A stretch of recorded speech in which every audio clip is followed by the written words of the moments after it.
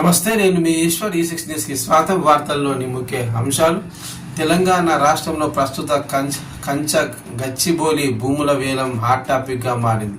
Hyderabad central university ఆనుకొని ఉన్న ఈ భూముల్లో వేల సంఖ్యలో పక్షులు, జంతువులు ఉన్నాయని భూముల వేలం నిర్ణయాన్ని ప్రభుత్వం వెనక్కి తీసుకోవాలని యూనివర్సిటీ విద్యార్థులతో పాటు రాష్ట్ర వ్యాప్తంగా ఉన్న అన్ని విద్యార్థి సంఘాలు నిరసన తెలుపుతున్నాయి.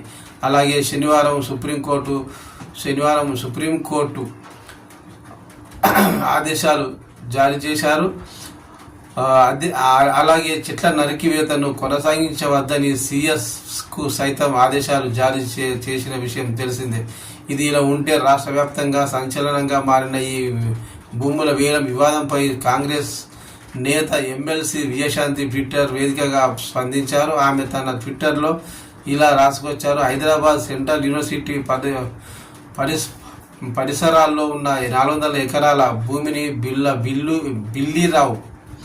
బిల్లీరావుకు చెందిన ఐఎంజీ సంస్థకు 2004లో ఉమ్మడి ఆంధ్రప్రదేశ్ ముఖ్యమంత్రి కేటాయించారు. చంద్రబాబు నాయుడు ఆ భూములను ఇతరులకు కేటాయించడం తెలంగాణ బీజేపీ దృష్టిలో న్యాయం సహేతుకం. ఐఎంజీ సంస్థ ఈ 400 ఎకరాల్లో క్రీడా ప్రాంగణం కట్టకుండా ఈ భూమిని కొట్టేయాలని ప్రయత్నం చేసినప్పుడు తెలంగాణ బీజేపీ నేతలకు అది అన్యాయం అని అనిపించలేదా అని ప్రశ్నించారు. ఎందుకంటే 2004లో బీజేపీ కూటమిలో టీడీపీ ఉన్నప్పుడు ఐఎంజీ సంస్థకు చంద్రబాబు 400 ఎకరాల స్థలాన్ని బదలాయించారు. ఇప్పుడు 400 ఎకరాల భూమిని బీజేపీ నేతలు ప్రస్తావించే విధంగా తప్పు అని అప్పుడు వాళ్ళు గుర్తుకు రాలేదా? ప్రస్తుతం ఈ 400 ఎకరాలపై కాంగ్రెస్ ముఖ్యమంత్రులు కొట్లాడి ఈ భూములను కాపాడి వాటిని అమ్మి ఆ డబ్బును ప్రభుత్వ ఖజానాలో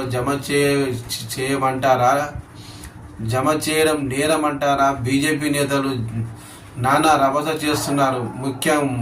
ముఖ్యంగా 2004లో ఐఎంజీ సంస్థకు ఈ భూములను అప్పజెప్పడం తెలంగాణ బీజేపీ నేతల దృష్టిలో నేరం అనిపించలేదా అని ఈ సందర్భంగా ఎమ్మెల్సీ విజయశాంతి ప్రశ్నించారు.